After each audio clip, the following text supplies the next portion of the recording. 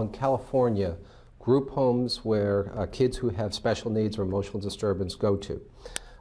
In those group homes, you cannot lock the doors. That is the law in the state of California. In other states, it's not a similar situation. Other states, they do have locked facilities. Matt Mattis is the CEO of Edgewood Group Home in San Francisco, which has had its share of walkaways over the years, though none ended in such tragedy. And can a kid just walk away?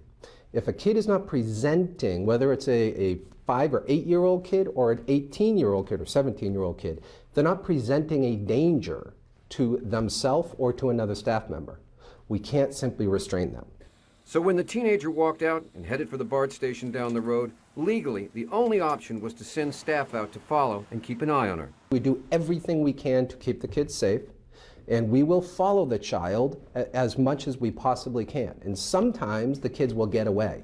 And that's just what happened. Staffers from the home followed the girl, only to lose her at the Fruitvale BART station, where she was allegedly forced onto a train by a repeat criminal, Gary Atkinson of San Francisco, who now stands charged with multiple counts of rape, kidnapping, and lewd acts on a minor.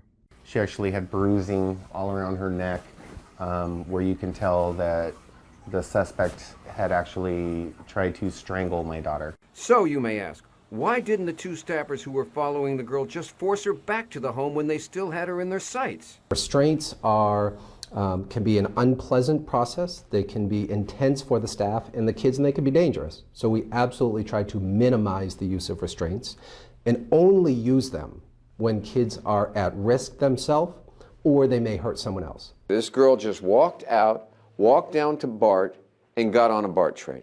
And legally, there was nothing anybody could do to stop her because she was not a danger to herself or others at that moment, even though she met up with this fiend. They still can't restrain them to get them back to campus unless they're a danger to themselves or someone else. A child who has autism is not necessarily a danger to themselves or a danger to others.